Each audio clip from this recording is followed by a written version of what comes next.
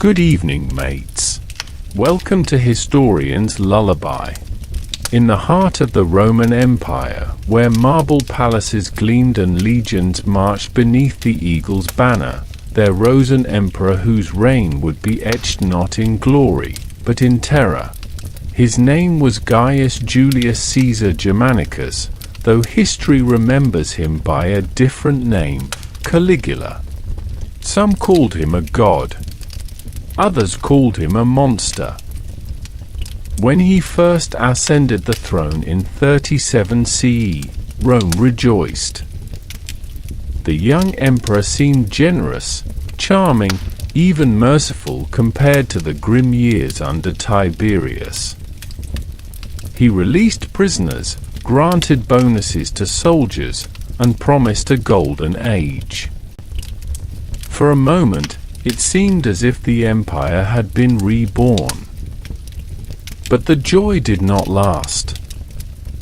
Something changed within him, perhaps illness, perhaps madness, perhaps the intoxicating taste of unchecked power. What followed was a reign of cruelty and spectacle so grotesque that ancient historians recorded his deeds in tones of disbelief. He mocked senators, desecrated temples, tortured citizens, and turned human suffering into theater. Tonight, we will descend into his world, the emperor who dined with his horse, declared war on the sea, and demanded worship as a living god. This is the story of Caligula, Rome's mad emperor. Before he was Rome's mad emperor, Caligula was simply Gaius, a boy born into a family adored by the people yet cursed by politics. He entered the world in 12 CE, the son of Germanicus, a celebrated general whose charisma and victories won the love of both soldiers and citizens. His mother, Agrippina the Elder, was the granddaughter of Augustus himself. For a brief moment, Gaius seemed destined for greatness, surrounded by the promise of imperial stability. As a child, he was taken along on his father's military campaigns in Germania. Soldiers adored him. Dressed in a miniature uniform with tiny sandals, he earned the affectionate nickname Caligula, meaning little boots. Imagine the boy, no more than 5 or 6, striding across the camps with wide eyes, the clatter of armor and the murmur of legionaries all around him. To them, he was a mascot, a living symbol of the dynasty's future.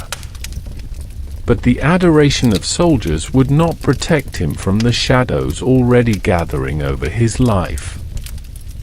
The Roman imperial household was a world poisoned by intrigue. When Gaius was only 7, his father Germanicus fell mysteriously ill and died during a campaign in the east.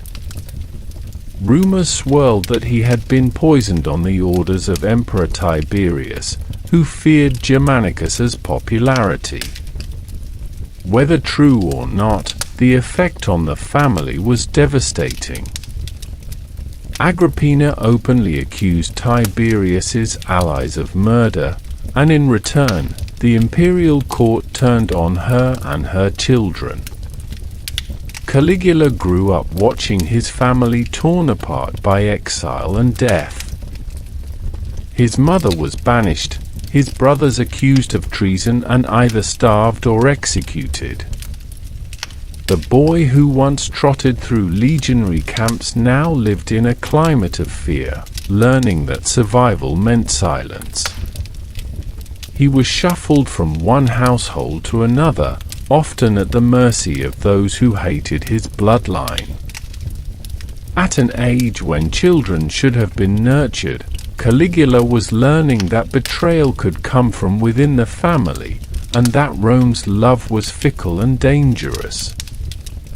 As he grew older, Caligula became the ward of Tiberius himself, a man remembered as one of Rome's most sinister emperors.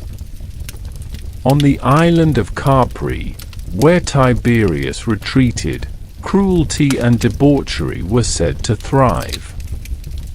Ancient writers describe a household steeped in paranoia, executions, and predatory appetites. Here, the young Gaius learned the darkest lessons, that power was sustained by fear, that those who crossed the emperor did not live long, and that affection could turn to suspicion in a heartbeat. By the time Caligula reached adulthood, nearly every close relative he had known was dead. His mother, his brothers, even extended kin, most destroyed by imperial politics. He alone had survived, not by strength of arms, but by cunning silence. Later, he would admit that he hid his true thoughts from Tiberius, playing the obedient youth while hatred and ambition simmered beneath. And so, when Tiberius finally died in 37 CE and the Senate proclaimed Gaius emperor, the boy once known as Little Boots was no longer innocent. He carried scars invisible to the eye, the scars of betrayal, grief, and a childhood spent among monsters. Rome celebrated him as the heir of Germanicus, the shining hope of the empire. Yet within him lay the seeds of madness, planted long ago in the soil of trauma and loss. When Caligula first wore the purple, Rome exhaled in relief. The city had grown weary of suspicion and repression under Tiberius, and the arrival of a young, charismatic emperor felt like dawn breaking after a long, oppressive night. Caligula offered public games, scattered coins to crowds, and released those who had been imprisoned under charges of disloyalty. He greeted senators warmly, spoke kindly to commoners, and moved about the city as if he were not merely a ruler but a neighbor. Ancient accounts describe the joy that coursed through the empire, the belief that the son of Germanicus would restore Rome's golden age. Yet this period of goodwill was brief. Only months into his reign, Caligula fell gravely ill. The nature of the illness remains uncertain. Some suggested it was epilepsy, others believed poison was involved, and still others thought the pressures of empire crushed his body and spirit. Whatever it was, he nearly died. Crowds prayed in the streets for his recovery, while the Senate vowed grand offerings to the gods. When at last he recovered, the man who returned was no longer the one who had inspired hope. Something had altered him, as though the illness had burned away his restraint and left behind something darker. The shift was not gradual. It was immediate, shocking, and deeply unsettling to those closest to him. Generosity gave way to suspicion. Warmth was replaced by cold cruelty. Instead of lifting the burdens of Rome, he began to add to them, demanding wealth and obedience with a ferocity that frightened even hardened politicians. Rumors spread quickly that the sickness had damaged his mind, leaving him prone to wild swings of temperament. One day he would laugh with genuine mirth, the next he would condemn a man to death for a trivial remark. Caligula's paranoia grew rapidly. Where once he had moved freely among the people, he now surrounded himself with guards. He began to see enemies in every corner of the Senate, even among those who had once cheered his rise. The memory of his family's destruction under Tiberius had taught him that suspicion kept one alive, but in Caligula's case, suspicion turned into obsession. He accused nobles of conspiring against him, demanded confessions, and created an atmosphere in which loyalty could never be proven, only doubted. More troubling still was his fascination with cruelty. The young emperor began to test the limits of his power, experimenting with human suffering as if it were entertainment. Friends and enemies alike noticed that his eyes lit with strange amusement when punishment was ordered. Executions, once carried out with formality, became opportunities for Caligula to indulge in spectacle. Those who had begged the gods for his survival now wondered if the gods had cursed them by granting it. His behavior also grew erratic in ways that baffled the court. He built projects of staggering extravagance, demanding vast sums from the treasury. Palaces, theaters, and circuses consumed the empire's wealth. The Senate, initially cooperative, grew uneasy as tax burdens increased. Caligula did not care. He had tasted absolute authority and seemed determined to use it as a weapon against both tradition and restraint. The man who had been hailed as the heir of Germanicus now styled himself not only as emperor but as something more. He began to hint at his own divinity, suggesting that his survival from near death was proof of heavenly favor. Some say this was the true beginning of his megalomania, the belief that he was not simply ruling in Rome's name but standing above Rome itself. What frightened observers most was the speed with which he abandoned the virtues expected of a Roman statesman. Moderation, dignity, and respect for institutions crumbled. In their place stood a ruler who thrived on humiliation, violence, and mockery. The Senate found itself cowed, the people bewildered, and the imperial court transformed into a theater of instability. From this moment forward, Caligula's reign would no longer resemble the rule of a mortal man. It would unravel into something more grotesque, more theatrical, and more terrifying. Rome had expected a savior. What it received was an emperor whose mind seemed fractured, whose appetites knew no limits, and whose imagination would devise cruelties Rome had never seen before. The first true taste of Caligula's cruelty came not in public spectacle, but in the private corners of the imperial court. No sooner had he recovered from his mysterious illness than he turned his gaze upon those closest to him. He who had once been greeted as a beloved heir now stalked the halls of power with suspicion.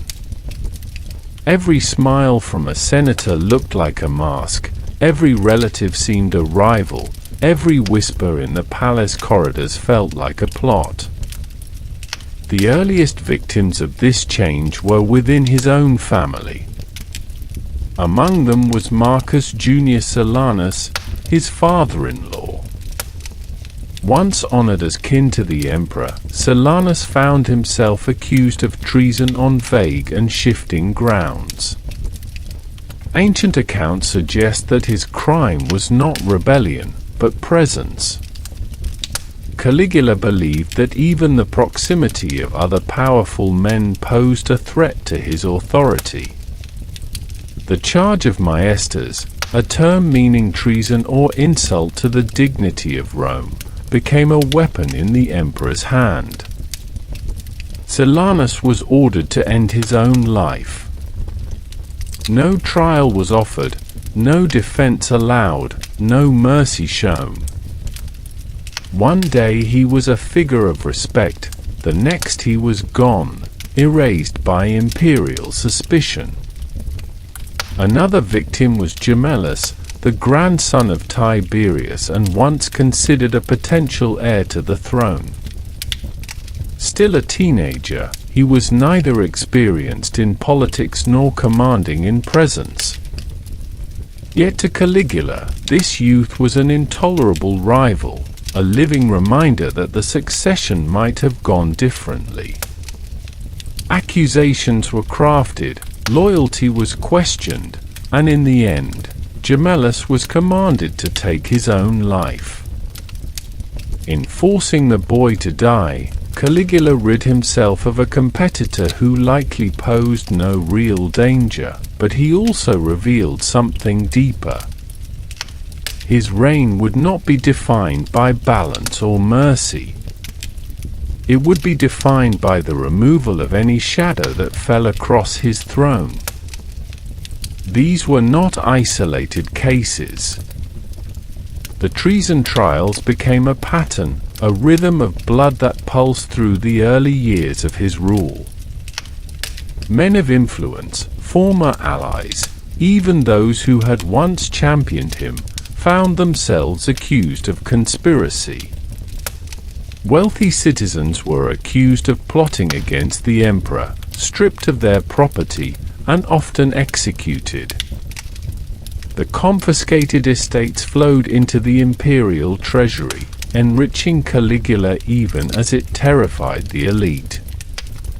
What began as paranoia quickly became policy, a method of governance by elimination.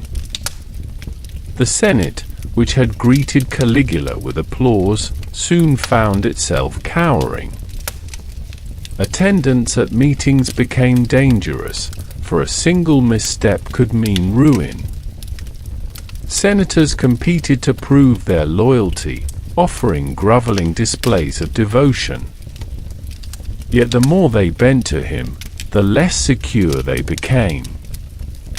Caligula treated their compliance not as proof of faith, but as evidence of weakness. Those who praised him too loudly risked suspicion of deceit, while those who spoke too little risked being branded traitors.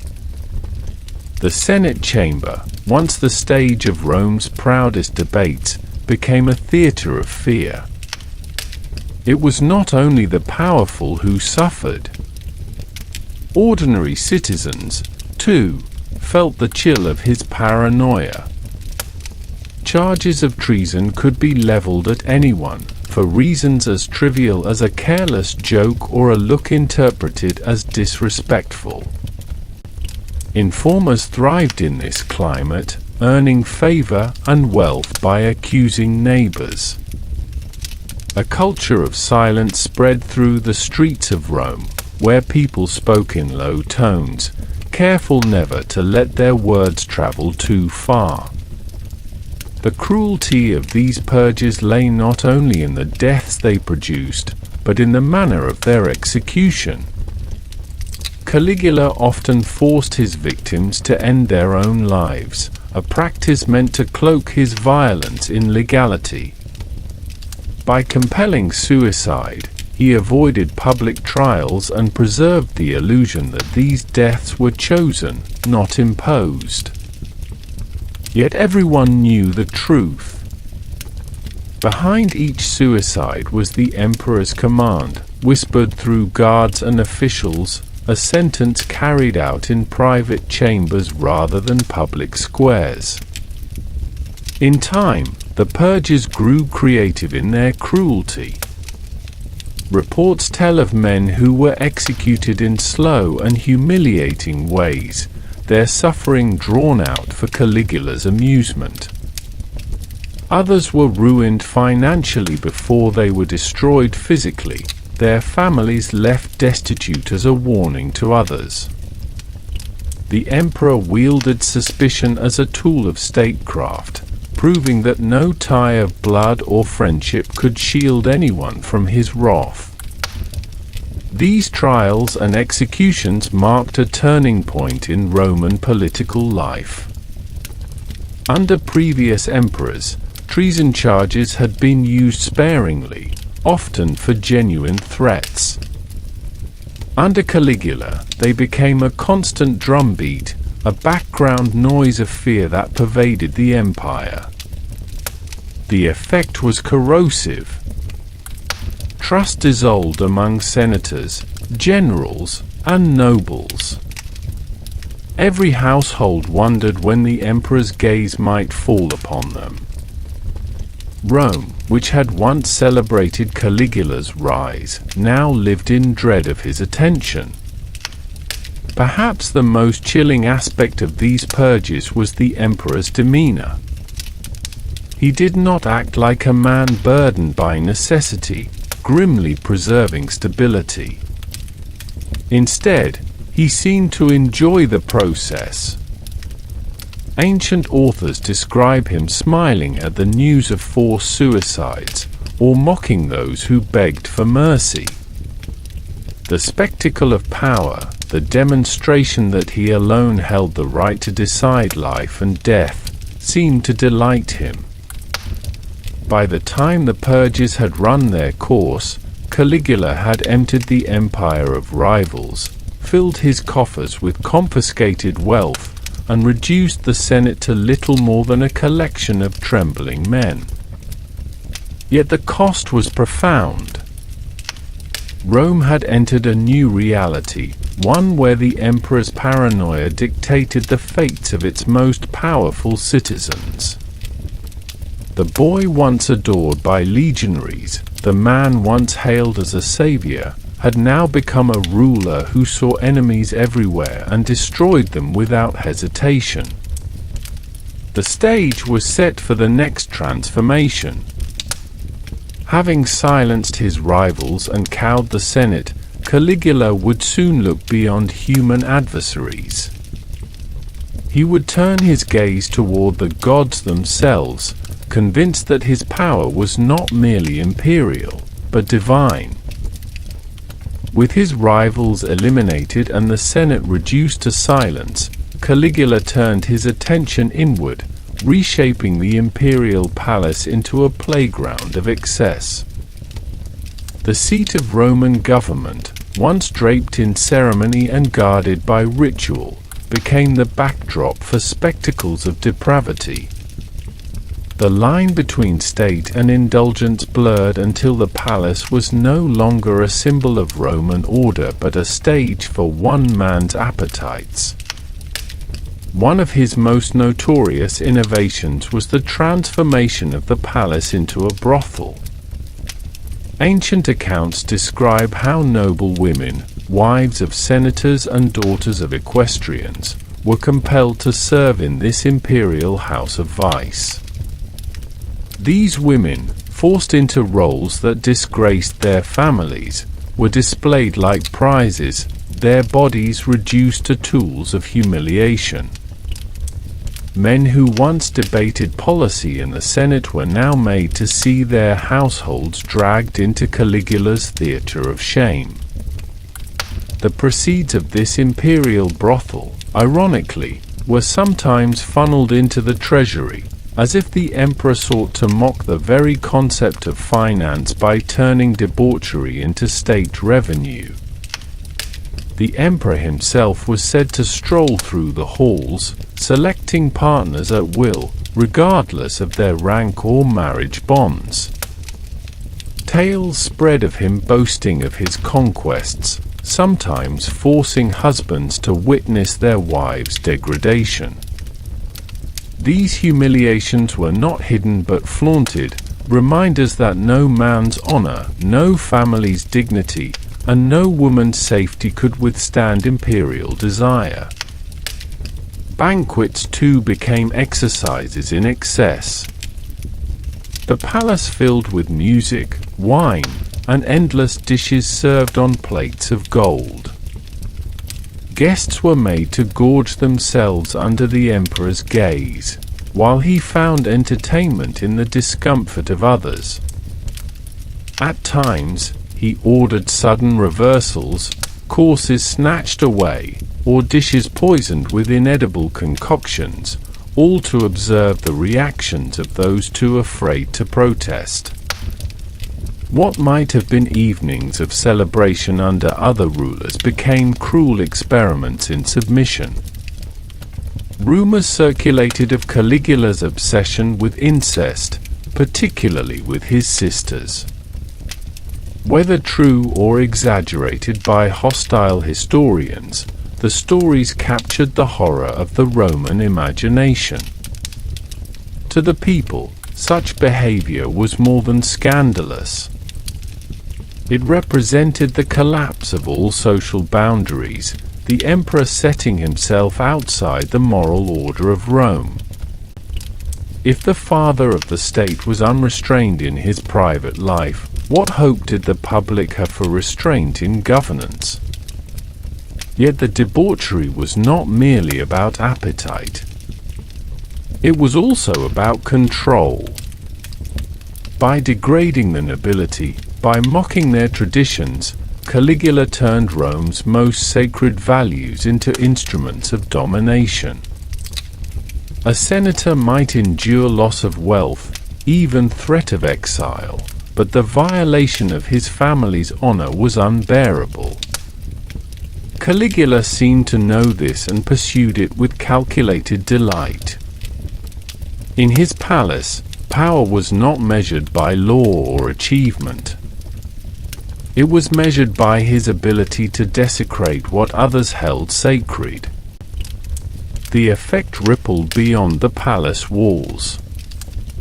Rome, a city built upon traditions of discipline and civic duty, began to feel like a stage for one man's indulgence. Citizens gossiped about what occurred in the imperial chambers. Families feared summons to the palace, knowing that invitation could mean humiliation. Even among the Praetorian Guard, loyalty wavered, for the soldiers who once defended the dignity of the emperor now watched as that dignity was squandered. Caligula's palace became both court and carnival, a place where Rome's elite lived in dread of disgrace while the emperor reveled in their fear. It was in this atmosphere of unchecked indulgence that his ego expanded further. Surrounded by flattery, unbound by morality, and drunk on power, he began to declare that he was no longer merely ruler of men. He was something greater. The palace, once the heart of empire, became his temple of excess, and soon it would become the temple of a god who walked among mortals. The descent into excess within the palace was only the beginning. Once Caligula had bent Rome's most powerful men and women to his will, he sought a prize greater than submission. He wanted divinity. To him, authority was no longer enough. The purple robe, the laurel crown, the title of emperor were trappings suited for mortals. Caligula began to insist that he was more than human, and he wanted the world to see him not as Rome's ruler but as a living god. Ancient Rome had a long tradition of honoring the divine. Emperors had been deified after death, their spirits joining the pantheon, their temples built by grateful citizens. Caligula was not content to wait for death. He demanded veneration while still alive. He declared himself the equal of Jupiter, Apollo, and Mercury, the great protectors of Rome, and then declared himself their superior. His image appeared in shrines, and sacrifices were offered in his name. Where his predecessors had bowed to the gods in ceremony, Caligula commanded that the gods bow to him. He ordered temples dedicated to himself. Statues of himself were erected across the empire, carved with the attributes of gods. In some, he was Jupiter, clutching a thunderbolt. In others, he was Apollo, radiant and crowned with laurel. At times, he appeared as Mars, armored and fierce, or as Mercury, quick and cunning. He claimed not one divine identity but many, as though the whole pantheon were merely masks for his own power. The message was unmistakable: the gods were no longer distant, invisible forces. They had taken flesh, and that flesh was Caligula. His most audacious demand came in Jerusalem, where he ordered a colossal statue of himself placed in the sacred temple. For the Jews, this was not merely offensive but unthinkable, a violation of their most sacred law. To carve an image of a man and call it divine within the temple was sacrilege of the highest transgression. The order nearly provoked rebellion. Only the intervention of Roman officials, who stalled the project and calmed unrest, prevented a catastrophe. Yet the mere attempt revealed the scale of Caligula's ambition. He did not seek worship only from Rome's citizens, who might flatter him out of fear. He wanted acknowledgement from every corner of the empire, even from peoples whose traditions forbade such practices. At home, he demanded adoration from senators and magistrates.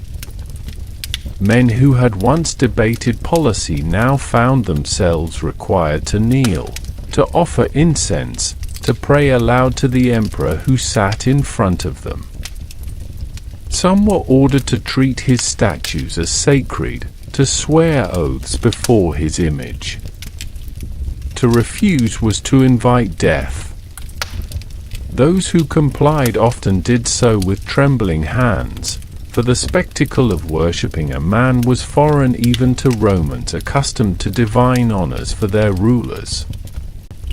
It was one thing to praise Augustus after his death. It was another to call Caligula a god while he still breathed, laughed, and condemned men to execution. Caligula also reveled in theatrical displays of divinity. He appeared in public dressed as gods, his head crowned with golden rays or adorned with elaborate wigs. At times he presented himself as Hercules, carrying a club and wearing a lion's skin. At other times, he dressed as Venus, draped in flowing garments and jewels, mocking gender norms while demanding devotion. For him, these were not disguises. They were revelations. The emperor was all gods at once, shifting forms to remind Rome that divinity was no longer confined to marble statues or distant myths. The cult of Caligula spread into the provinces, where local officials eager to prove loyalty built altars in his honor. Cities competed to outdo one another in displays of devotion. Coins were minted with his likeness, inscribed not only with his titles as emperor but with claims of divine power. For the common people, who had grown accustomed to venerating emperors after their deaths, this new cult was bewildering. Some accepted it as a sign of Rome's destiny. Others muttered in disbelief. Still others grew fearful, believing that to doubt Caligula's divinity was itself an act of treason. Caligula's conviction of his godhood was not limited to Rome's spiritual life. It began to influence his policies and spectacles. When he entered the circus or the theater, he expected ovations not as entertainment but as worship. He sat upon thrones elevated high above the crowds, bathed in light as if descending from Olympus. Trumpets announced his arrival as though announcing a deity. Dancers and singers hailed him with hymns that once belonged to Jupiter or Apollo. The already thin boundary between religion and politics was obliterated. To oppose Caligula was to oppose the gods themselves. His demand for divine honors also intensified his cruelty. To him, mortals were not simply subjects, but playthings. If he was a god, then their lives were his to command, their suffering his amusement, their deaths his sacrifice. Ancient accounts describe him mocking those who hesitated to offer worship, accusing them of blasphemy and punishing them with death. Senators who flinched in his presence were accused of impiety. Citizens who spoke too boldly were condemned for failing to respect the divine will. Caligula turned fear into liturgy, transforming terror into ritual devotion. The financial strain of his divinity was immense. Temples required construction, statues required gold, ceremonies required extravagant offerings. The treasury groaned under the weight of his ambitions, yet to Caligula, the empire's wealth was inexhaustible because it was the wealth of the gods. He demanded jewels, treasures, and sacred relics, stripping temples of their ornaments to adorn his own likeness. In one notorious instance, he ordered the removal of Jupiter's head from a statue in Rome and replaced it with his own. To him, the king of the gods had been dethroned, supplanted by the new divinity seated on the Palatine Hill. The people of Rome had once adored him. They had prayed for his recovery when he was ill, had welcomed his generosity, had cheered his arrival as the son of Germanicus. Now they watched with unease as their emperor proclaimed himself the master of heaven and earth. The Senate, already broken by treason trials, dared not resist openly, but the murmurs of discontent grew louder in private chambers. Priests who had long maintained Rome's religious traditions found themselves ordered to conduct rituals that scorned their gods. The empire's spiritual order, which had stood for centuries, was unraveling under the weight of one man's delusion. Caligula's transformation into a living god was more than personal arrogance. It was a redefinition of what it meant to be emperor. By placing himself above the gods, he undermined the very foundations of Roman religion and politics. The emperor was no longer the servant of the state, nor even its master. He was its divinity, its judge, its god on earth. For a time, fear kept the illusion alive. But fear has limits, and soon even the guards who once bowed before him would grow tired of worshipping a god who brought only terror. Caligula did not view cruelty as a private indulgence. He elevated it into performance. In the arenas of Rome, where gladiators fought and wild beasts were unleashed, he turned punishment into theater. What had once been grim entertainment now became grotesque displays of the emperor's power, where human suffering was staged for mass consumption. When criminals ran short at the games, Caligula refused to halt the spectacles. Instead, he looked to the audience itself.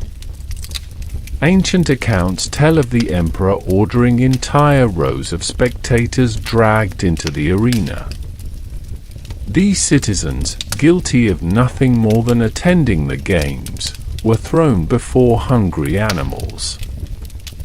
The lions, leopards, and bears tore through them while the crowd watched in horror, realizing that their emperor could cross the line between spectator and victim at a whim. 5 rows of men and women were said to have been devoured on one such day, their screams echoing through the amphitheater as a grim reminder that no Roman was safe from the emperor's cruelty. The executions themselves grew more elaborate. Condemned men were not simply put to death, they were forced to die in ways that emphasized humiliation. Some were burned alive in costumes meant to imitate gods or heroes.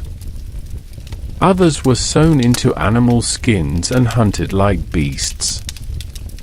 Caligula delighted in transforming punishment into grotesque parody. He seemed less interested in justice than in staging scenes that displayed his imagination at its darkest. Even those spared from immediate death were not freed from torment. Caligula often prolonged suffering for amusement. One infamous tale describes a citizen who had insulted him. Rather than ordering a swift execution, Caligula chose a punishment of lingering horror. The man was beaten in the head with chains for 3 months. Day after day, the blows fell, until his body festered and gangrene set in. The stench became unbearable, and only then did Caligula allow him to be beheaded. This was not punishment meant to correct or deter. It was cruelty cultivated as a form of art. The emperor's imagination extended into torture. Ancient rumors describe horrifying scenes in prisons, where he subjected captives to degradation. One of the most grotesque stories claims that he chewed on the body parts of a prisoner, savoring pain as if it were a delicacy. Whether exaggerated or true, these accounts reveal how deeply his cruelty etched itself into Rome's memory. The very act of storytelling became haunted by his deeds, as if Rome itself could not let go of the nightmare. Caligula's games also ridiculed the traditions of triumph and war. He staged mock battles where prisoners were armed poorly and sent against trained soldiers, their slaughter treated as spectacle. He reveled in watching fear ripple through the condemned, knowing that their death served no purpose other than his amusement. To the crowd, these displays were grotesque deviations from what had once been harsh but structured rituals of Roman justice. To Caligula, they were confirmation that he alone decided who lived, who died, and how long the agony would last. Through these spectacles, he achieved something terrifying. He turned Rome itself into an accomplice. Citizens who came expecting sport left haunted by screams. Senators who sat in the stands dared not protest. In the arena, cruelty was no longer hidden. It was public policy, commanded by a man who saw suffering not as a tragedy but as theatre. Among all of Caligula's peculiarities, none became more famous than his devotion to a horse named Incitatus. The emperor's affection for this animal went far beyond the bonds of master and steed. To him, Incitatus was not simply a companion but a participant in the life of empire. The horse, sleek and prized for racing, lived a life that rivaled the luxuries of Rome's nobility. Incitatus resided in a stable crafted of marble, with troughs carved from ivory. Purple blankets, the color reserved for emperors and generals, were draped across his back. His food was mixed with flakes of gold, a diet that no human subject could dream of enjoying. Guards were posted outside the stable to ensure the horse's rest was never disturbed. On race days, silence was ordered across the city as though a divine ritual was underway. The people of Rome, accustomed to hearing the bustle of markets and the hammer of construction, found themselves commanded to quiet so that a horse might sleep undisturbed. Caligula hosted banquets in honor of Incitatus. Guests of high rank were invited to dine in the horse's presence, as though they sat not before an animal but before a dignitary. Incitatus was offered gilded oats and fine wine, and Caligula is said to have raised his cup to the horse in solemn toasts. These occasions distorted the line between jest and seriousness, leaving senators unsure whether to laugh, applaud, or tremble. The emperor's affection became political theatre. He once declared that Incitatus would be made a consul, one of the highest offices in Rome. Whether he truly intended to carry out this plan remains uncertain, but the threat itself was telling.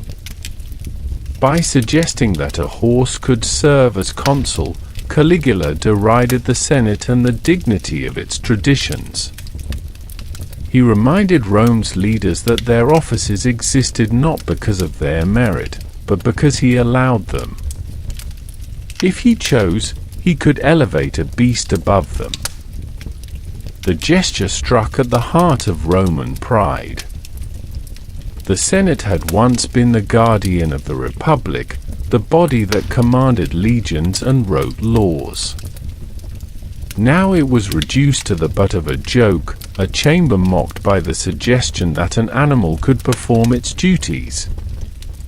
For Caligula, Incitatus symbolized his contempt for institutions. The horse was not merely a pet but a living insult, a reminder that the emperor could bend Rome's most sacred offices to his will. The people of Rome watched in disbelief as stories of Incitatus spread. Some laughed nervously at the absurdity. Others shuddered at the implications. If a horse could be made a consul, then what value did human offices hold? If a beast dined on ivory and gold, what did that say about the worth of Roman citizens who struggled to feed their families? Incitatus became a symbol not only of Caligula's eccentricity but of the empire's distortion under his rule. In the end, Incitatus never sat in the Senate chamber, never signed decrees, never issued commands. Yet the horse's presence lingered as legend, proof of how far the emperor's imagination had strayed from reason. To Caligula, Incitatus was more than an animal. He was a companion, a jest, a weapon of humiliation, and a living monument to the absurdity of absolute power. Caligula's imagination eventually leapt from land to sea, where he declared war upon another god. The story, almost too absurd to believe, tells of the emperor marching his legions to the shores of Gaul with orders to conquer the domain of Poseidon. The soldiers, hardened veterans of campaigns across Europe, must have been bewildered as their commander ordered them to line up in battle formation along the beach, facing the waves as if an enemy army would rise from the foam. Trumpets blared, standards were raised, and the command to attack was given. Yet there was no enemy to fight. Instead, Caligula instructed his men to strike the sea with their weapons, slashing at the surf and stabbing the tide.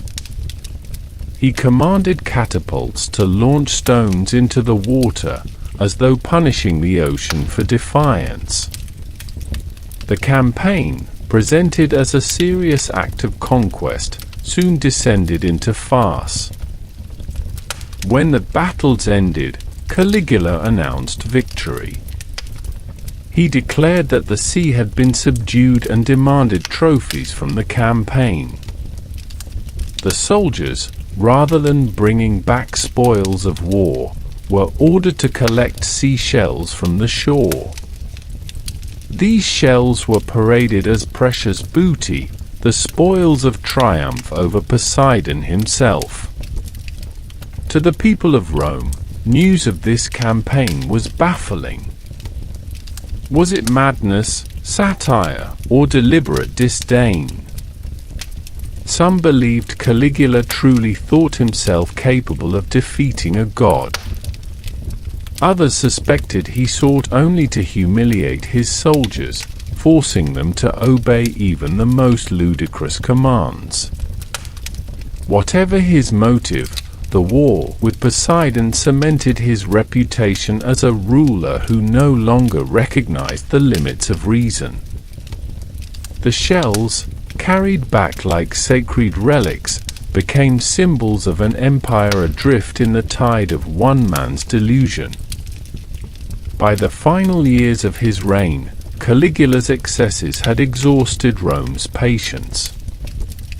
The treasury, once enriched by conquests, had been drained by lavish games, extravagant construction, and the emperor's unending appetite for spectacle. Heavy taxes and arbitrary seizures spread resentment among the populace. The Senate, stripped of dignity and humbled by endless degradations, seethed with quiet hatred. Even the Praetorian Guard, sworn to defend him, began to question their loyalty as they watched his whims threaten the stability of the empire. Illness and paranoia deepened his instability. Ancient sources suggest he became convinced that conspiracies surrounded him at all times. Ministers were executed for trivial reasons, senators accused of imaginary plots, and even family members fell victim to sudden suspicion. His rule became a storm of uncertainty where no alliance was secure and no favor lasted long. Men who dined with him one day could be condemned the next. This atmosphere of terror weakened the very fabric of his court, as fear replaced trust and silence replaced counsel. The people of Rome, once charmed by his early generosity, now groaned under his rule. Grain shortages, extortion, and cruel spectacles left them disillusioned. The city that had once cheered his recovery from illness now muttered curses beneath its breath. Even in the provinces, where his statues loomed and his cult had spread, the glow of divinity had dimmed. The final blow came from within his own guard. Cassius Chaerea, an officer of the Praetorians, had long endured Caligula's contempt. The emperor taunted him with crude insults, questioning his manhood and ridiculing his authority. For a soldier charged with protecting Rome's leader, these humiliations were intolerable. Cassius began to plot with other disaffected guards and senators, their whispers weaving a conspiracy born of both vengeance and desperation. On a cold January day in 41 CE, Caligula left a performance in the imperial palace. As he passed through a corridor, the conspirators struck. Cassius and his fellow officers drove their swords into him, ending the reign of the man who had once declared himself a god. His blood stained the marble floors that had echoed with his laughter and cruelty. Nearby, his wife and daughter were also murdered, as if the conspirators wished to erase his line entirely. The news spread quickly. Some citizens rejoiced, believing Rome freed from a nightmare. Others trembled, fearing chaos without an emperor. The Senate briefly attempted to restore the Republic, but the Praetorian Guard, still powerful despite its fractured loyalties, soon proclaimed Claudius, Caligula's uncle, as the new ruler. Rome's cycle of empire continued, but the shadow of Caligula lingered. His body was hastily buried, denied the dignity of a grand funeral. Yet his memory refused to fade. To some, he remained a cautionary tale of power unchecked by morality. To others, he was a monster whose reign revealed the fragility of human reason. Rome had endured many rulers, but none quite like Caligula. His assassination was not only the fall of a man but the collapse of an illusion, the end of a reign where cruelty, delusion, and arrogance had masqueraded as divine right. The figure of Caligula has endured for nearly 2 millennia, not because of military triumphs or wise governance, but because of the unsettling extremes of his rule. Ancient writers, from Suetonius to Cassius Dio, preserved stories that bordered on the unbelievable.